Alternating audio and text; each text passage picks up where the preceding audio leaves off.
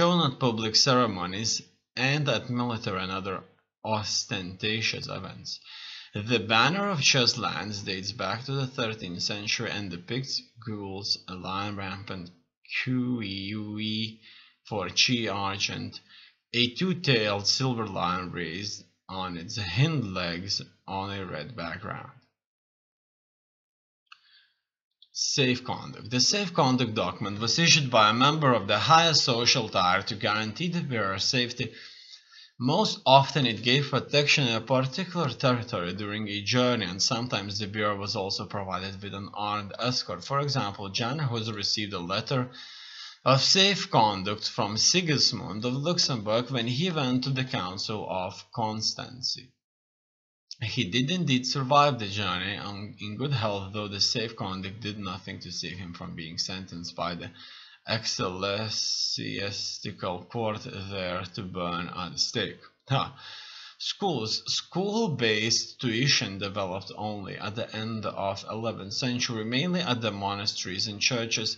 Basic instruction held in Latin encompassed the 7 liberal arts, the trivium, grammar, Latin, rhetoric, dialectic, and the quadrivium, mathematics, geometry, astronomy, and church music. During the High Middle Ages, there were 2 tiny Latin schools for boys. Girls were only very rarely educated. Indeed, education in general did not carry the weight it does today. Most noblemen and wealthy burghers were illiterate, hiring scribes and scriveners as needed. Later on, the towns came to host centers of secular education, with the ultimate flowering thereof being the establishment in 1348 of an international format university in Prague by Emperor Charles IV. Sources of light. The main source of domestic light after sunset consisted of 5 pits or fireplaces. If that was not enough to light up paths or dwellings, clothes or tallow torches, oil lamps, lanterns, candlesticks, or candles were used. Ceramic or metal oil lamps were bowl-shaped, sometimes with an ear-shaped handle. In them was a wick steeped in oil, later on supplemented with wax. In the richer homes there were chandeliers with candles hanging on chains from the ceiling. In villages there were simple lamps burning tallow instead of vegetable oils, and torches made of split lumber. Tallow candles stank, smoked, and dripped. They had to be constantly wiped, and the tallow collected for reuse, and therefore they were mounted on candlesticks with a valve at the base. In Central Europe, in the Middle Ages, beeswax was considered an extremely precious commodity and also made its appearance as means of exchange among guilds, payment in wax, for example. Saint Wenceslas' crown. After the coronation of Charles IV as King of Bohemia, a new and singular ceremonial jewel was fashioned, the crown of Saint Wenceslas. It was made from the old pre-mislit crown, and the monarch himself dedicated it to Saint Wenceslas. No Czech king was ever allowed to wear it, but could borrow it for his coronation for a fee. The crown is of pure gold with gemstones and pearls, kept in a strong room with 7 locks above the chapel of St. Wenceslas in Prague Cathedral. The keys are held by the leaders of Czech state, the president, the prime minister, the archbishop of Prague, etc. There is a legend that if the crown is worn on the head of anyone other than the rightful Czech king, the bearer will soon die. It is reported that during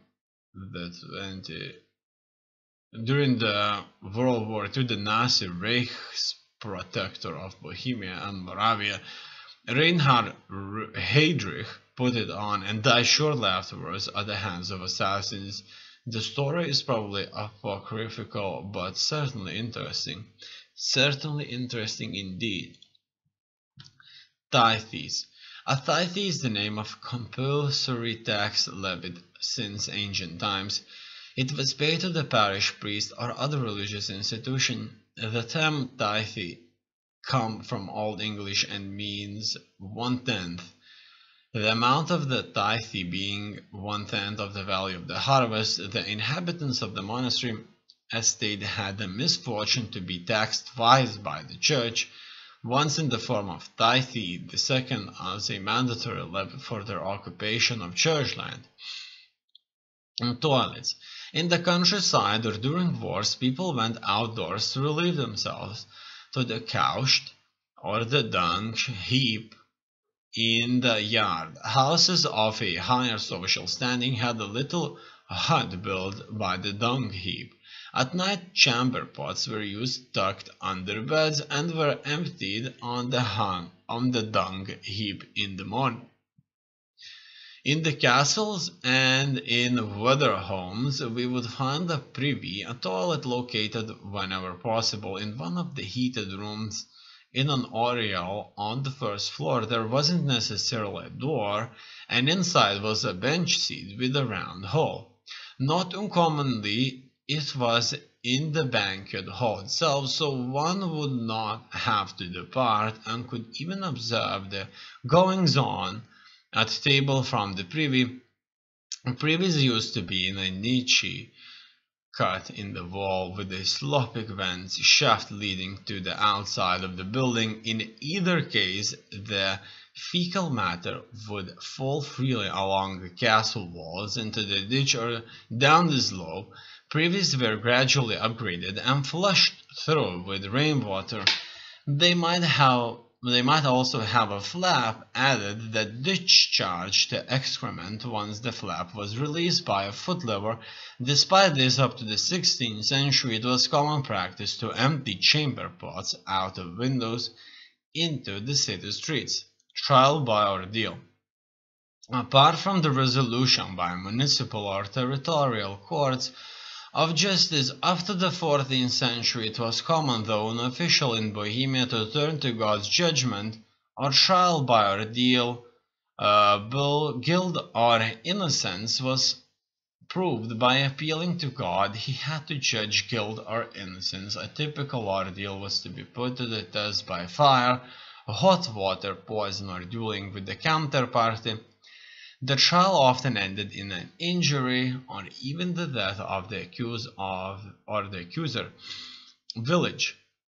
Bohemian villages underwent a significant transformation at the turn of the 13th and 14th centuries. Farmers became entitled to inherit their farms, and wages and trading began to have clear-cut rules.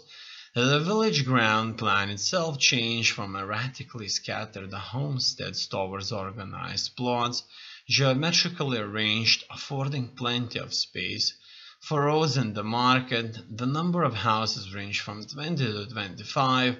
The hub of the village was the common or public space, which served as a social, cultural, and economic arena. The limits of the township were fenced or walled.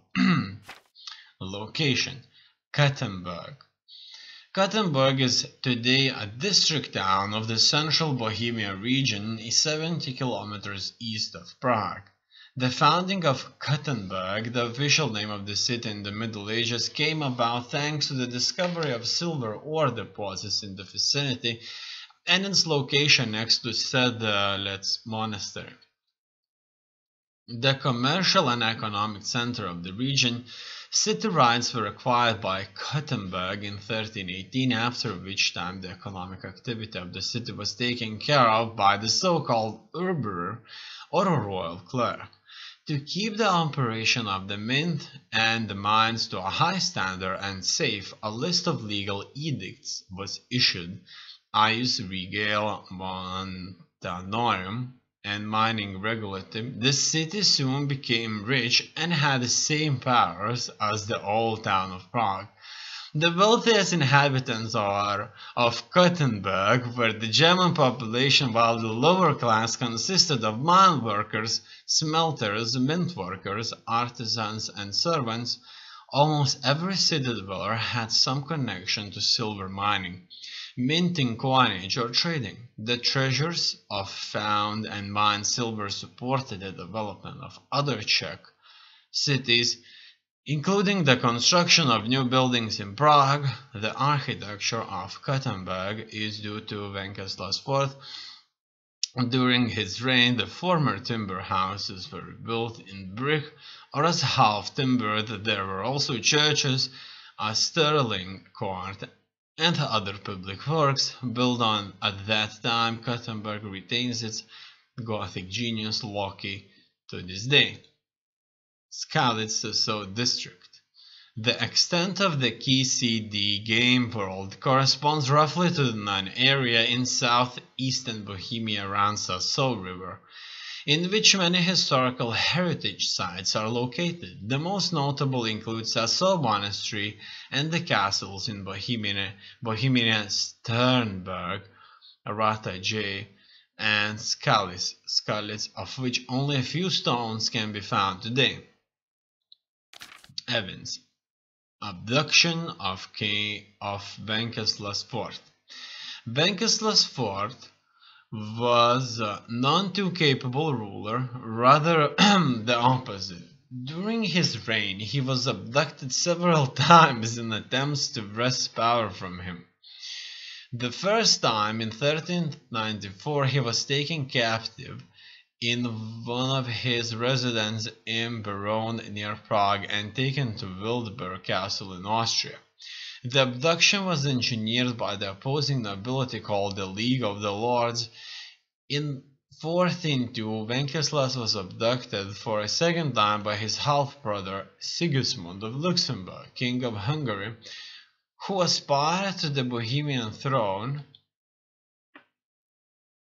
with the support of the high nobility and incarcerated in Vienna, from where he managed to flee with the help of loyal nobles. In November 1403, Sigismund had in the meantime brought in high taxes on towns and monasteries.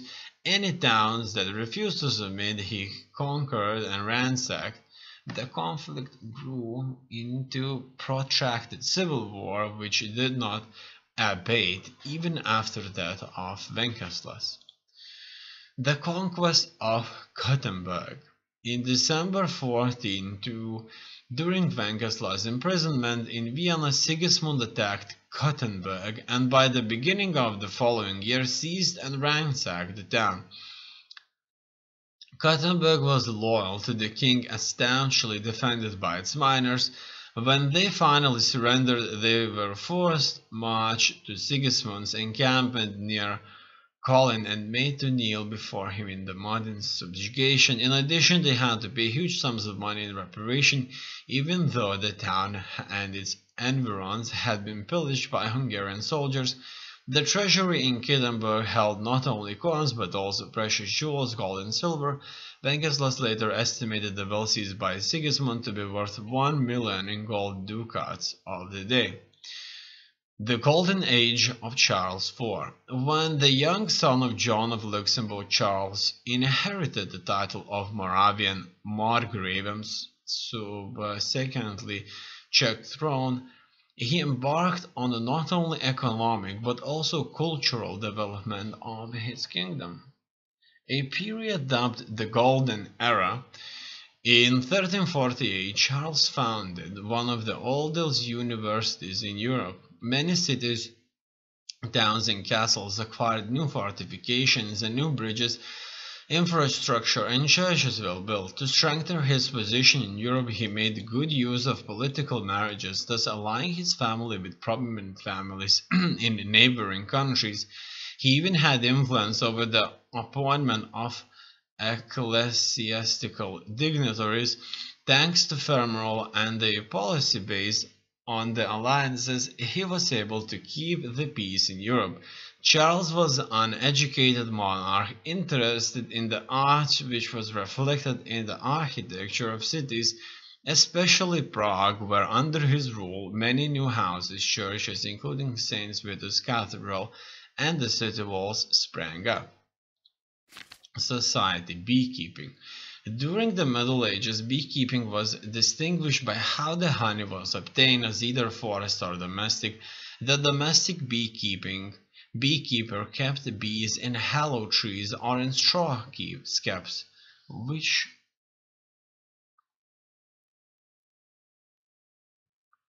are work hives and were not subject to any regulation.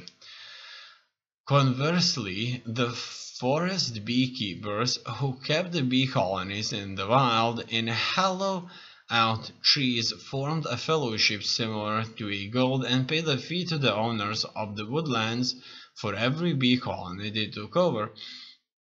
Beeswax was the main raw material for the production of candles right until artificial wax, paraffin wax, was invented. Honey was used as a sweetener and fermented to make mead.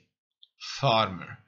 Medieval villages comprised some 90% of the populace. The majority occupied agriculture and livestock farming. Even though farmers were freemen and had always owned their homesteads, the land beneath it was on lease from the monarch, or rather from the nobleman who had obtained it from the king in fiefdom. They would pay a portion of their annual earnings in rent, whether in cash, honey, wheat, or the other crops.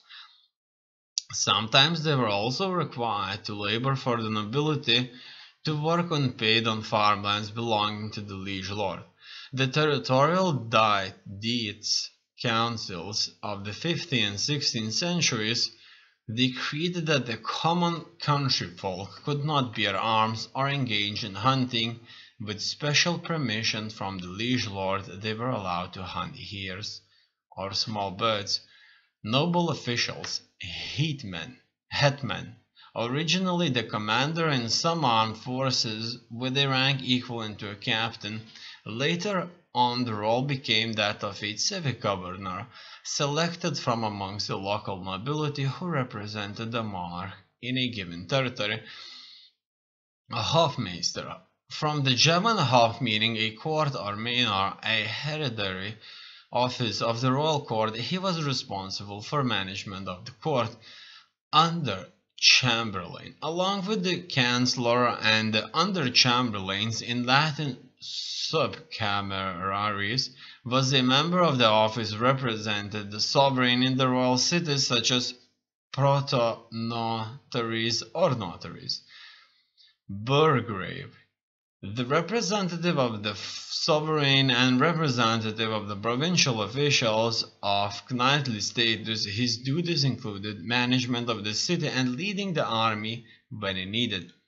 Shepherd, a herder's job dependent on the weather, most commonly starting in April and ending in the autumn. They took the entrusted herder flock. It was rarely their own. More commonly, they were hired to supervise the grazing of others' livestock for a fee.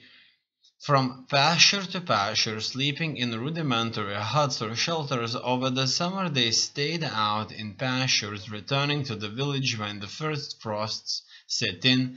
Life far away from the other people forced the herders to become adept to healing themselves and their animals, so when there was no apothecary to hand, folk would turn to the shepherd.